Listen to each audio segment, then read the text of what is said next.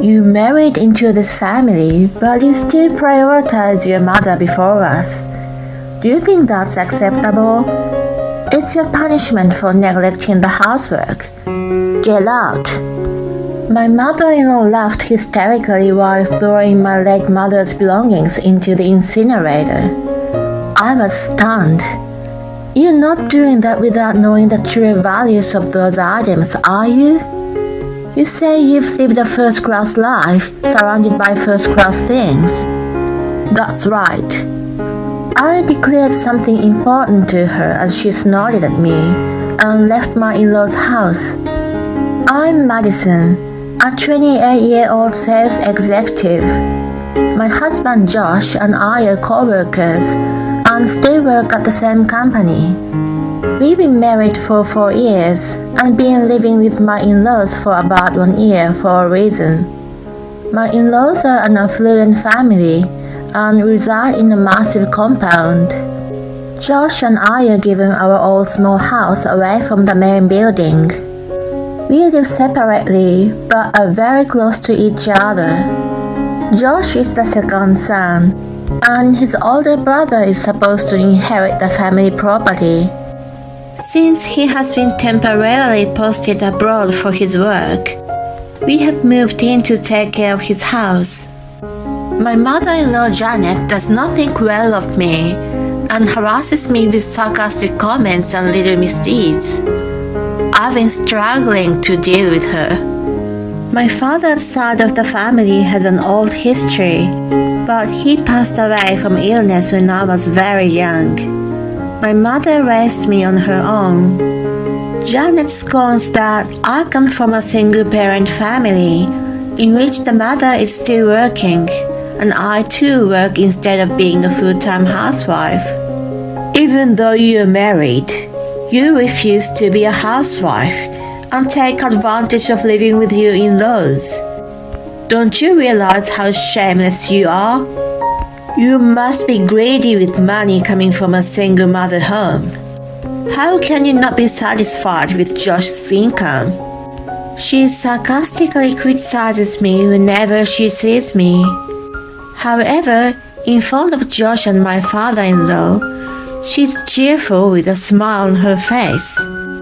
I've been overwhelmed by this gap and haven't been able to talk to Josh about her bullying. Since I haven't resisted her, she's been increasing her maliciousness toward me. Once a week, we all have dinner together at the main house. One night, she mentions, I want to ask Madison to clean the shed for me sometime soon. I always ask our cleaners, but I want her to be familiar with what's inside. She asks with an apologetic expression. A shed? I don't mind, but I don't see the point in me checking inside. That's not true. As a family member who lives in this house, it's good for you to know about the history. She immediately denies my comment. If it's okay with you, honey, go right ahead.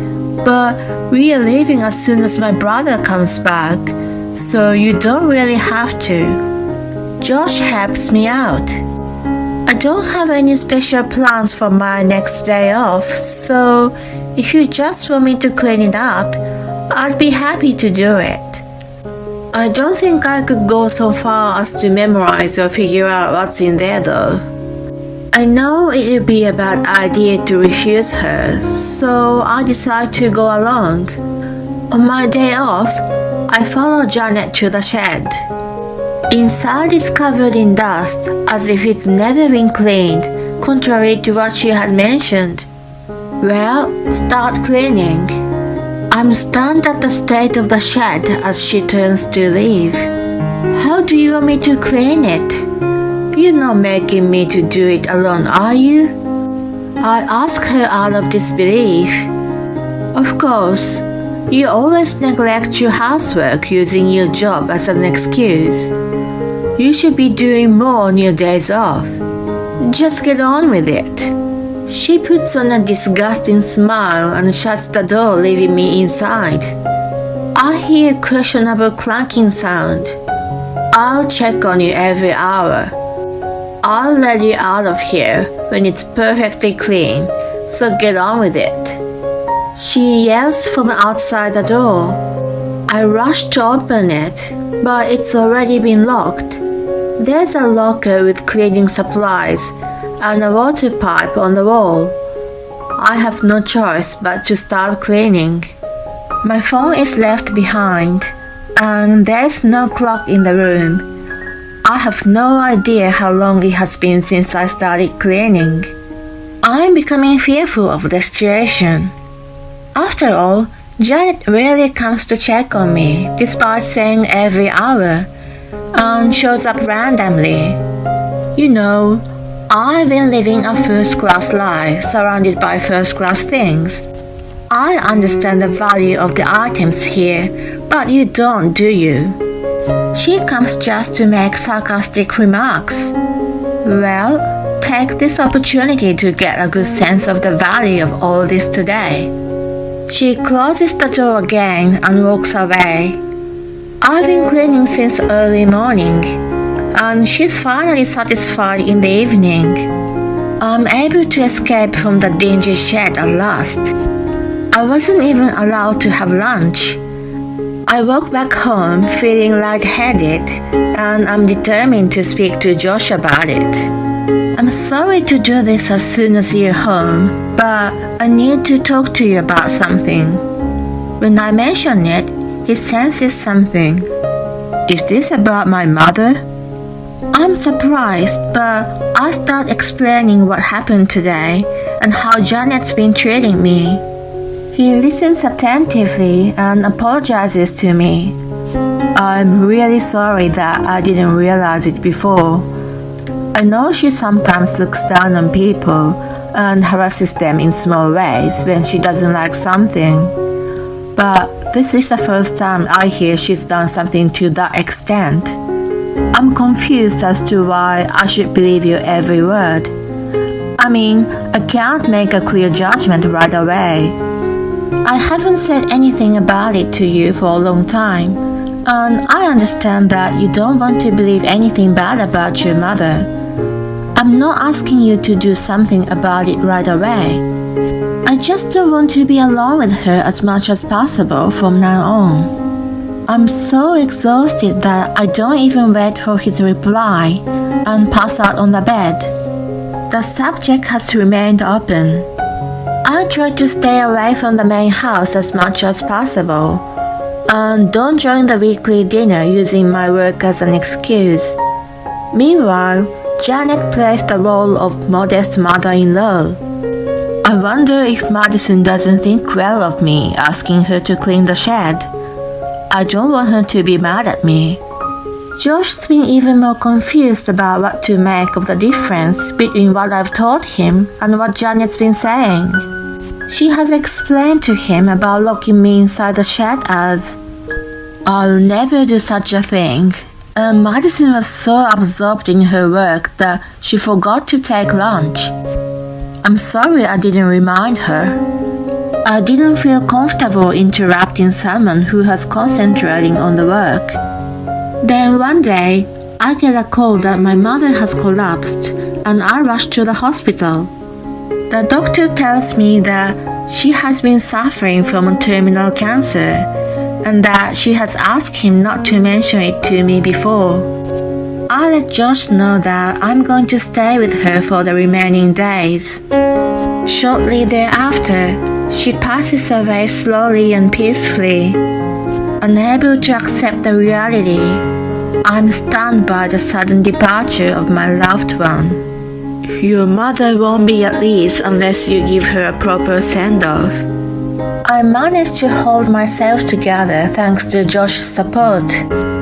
She has left me many vintage designers apparel and antique ceramics, which were her hobbies, as mementos. I take them back to my house and keep them for the time being.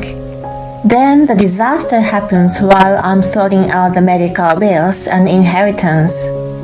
When I arrive home, I see smoke rising from the incinerator, which has been hardly used in the yard.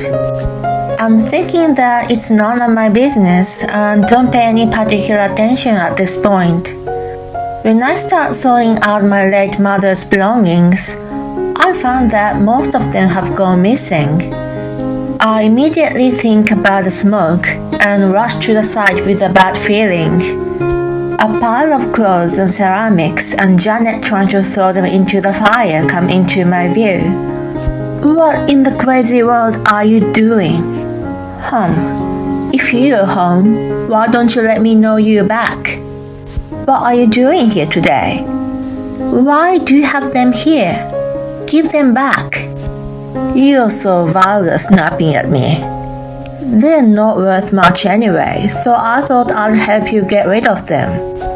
What on earth are you talking about? You married my son, and you put your mother before him and his family. Do you think that's acceptable? It's your punishment for neglecting the housework. Get out of here. You're not doing that without knowing the true values of those items, are you? You say you've lived a first-class life surrounded by first-class things. Those are worth at least $100,000. I'm going to press charges on you. I declare that much and then gather up the scattered items on the ground. You gotta be kidding me. You can't try to cheat me out of my money. You better leave Josh. Ignoring her ranting and raving, I pack up my belongings and leave my in-laws' house to stay at an apartment where my late mother lived. I go through the items and realize that many are still missing, and the remains have been damaged by being trampled on or mishandled. I immediately called the attorney who assisted me with my late mother's estate and asked him to start the process of property damage charge. I also called Josh and explained what's going on. Your mother burned my mother's mementos and told me to leave the house. So I packed up my belongings and left. I then explained to him everything that has happened. I tell him that I'm going to file a charge against her and that I'll never want anything to do with her in the future. I also mentioned that I would not interfere in any way between him and his mother, but that I would like to divorce him if I have to continue dealing with her. I sent him a video of Janet burning my late mother's belongings and let him hear the voice recording of her rant. Instead of coming to an ambiguous conclusion like last time, he is forced to recognize that she has been malicious toward me.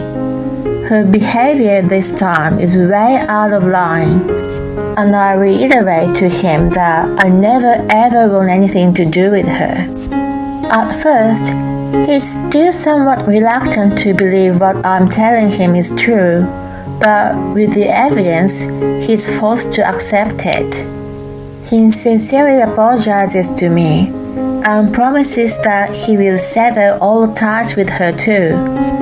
I'm relieved to hear that, and then I again speak to my attorney to calculate the damages. When the calculation is done, I visit my in-laws with the claim. My in-laws have been notified in advance, and both of them are there to greet us. First, my attorney tells them that Janet's action falls under the charge of destruction of property, and the value of damage is more than $100,000. Wait a minute, they're just some clothes and ceramics. There can't be that much money. Janet snickers and denies the amount of money. I'm sure as I've asked an appraiser to confirm the value of each item. Are you telling me that you, who have been living a first-class life surrounded by first-class things, don't recognize the worth of those items? When I snicker back at her, her face turns bright red. Don't try to deceive me. The value of those things goes down as they age. Then my attorney patiently explains that she is indeed correct if things are not well taken care of. However, my late mother's collection falls into a rare and high-demand category. the value has jumped because they've been produced in such small quantity, or the artists have already passed away. He carefully explains that each item has been reappraised at the time of inheritance. After listening to this, Janet still keeps fussing. My father-in-law, who has been quiet all this time, finally opens his mouth. "Be quiet." He silences her at once and asks me if I remember the date when I cleaned the shed. To my surprise, surveillance cameras have been installed inside and outside of the shed for security purposes. He suggests we check the footage from that day. The data from the recordings has just barely survived. It starts showing Janet and me, then only her coming out of the shed. Then she locks the door from the outside, which is clearly shown on the screen. The view of her checking on me randomly, and finally me coming out of the shed staggering, are all recorded in front of us. Moreover, there's even a recording of Janet bringing boxes and clothes and ceramics to the incinerator and burning them one after another. Explain this. She fluttered seeing the inexcusable footage. Madison has been neglecting our home. She has only cared about her mother for so long. I thought I would punish her a little. She mumbles in a trembling voice. Isn't it normal for anyone to take care of their mothers? Besides, we are indebted to her for living with us and taking care of the house while Morgan's away. We ask her to do so. But she married Josh, so she should give priority to her husband's family. You send money to your own family every month, don't you? You leave the housework to the staff, and you don't even do anything yourself. When he scolds her, she falls silent and hangs her head down. He stands up from his seat and comes in front of me. I am truly sorry for everything she has done. She will pay for the damages. He gives me a sincere apology and bends down to hug me. Janet agrees to make amends for the damage, but she pleads not to file a legal proceeding. She promises to pay me a settlement instead. After consulting with my attorney, I accept her offer with a condition. She must work and pay from her own pocket. As for the damages, my father-in-law will advance the payment, but Janet will pay him back. Josh hardly says a word during the discussion. He was stunned by the sight of his mother, who has always been sweet, ranting. It's worse than he ever imagined. On the way home, I had never seen my mother so crazy. I was in disbelief. He slaps his shoulders as he mumbles. After that, my father-in-law had sent Janet back to her parents and has terminated the financial support. He's also demanding she repays him for the advancement, and she's been asking Josh and his brother for help. Josh has blocked her from contacting him. As for his brother, don't come to me for help for what you've done. He too has shut her off. As for me, I've sent some of the damaged items for repair at Josh's expense. Some of them have been restored to their original condition. Since they've been a waste of treasures in my possession, I've donated them to charities for auction, except for the ones with special memories. Janet has never worked before and has only experienced a financially comfortable life. She finds a job, but gets fired for causing problems, or quits her own immediately. My father-in-law tells me, I don't think she will complete the payment anytime soon from the way things have been going. I should pay you first. I refused, and instead, I set a deadline for the payment of the settlement through my attorney. Janet and her parents are informed that if the deadline wasn't met, I would press charges. Her parents are so concerned about their public image that they sent her to work at a factory owned by a relative. She's been managing to make the installment payments since then.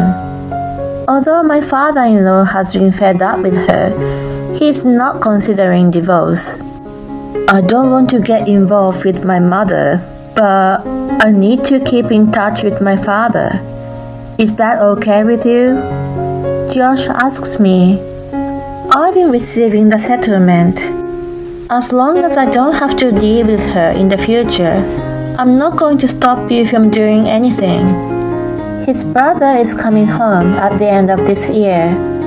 He's yet to marry and has been questioning Janet. If I get married, are you going to bully my wife too? Depending on her attitude, she may not be allowed to return home. We've started a new life in a new residence. Josh has been keeping in touch only with his father and has been hearing about his mother from him. I haven't forgiven her for what she's done. I don't know if I will ever be able to. I'm hoping that in the unlikely event that she ever reforms, she would apologize to me in person. Right now, I'm enjoying my life alone with Josh. I know he's a little unreliable, but I would like to build a happy family that reassures my mother in heaven.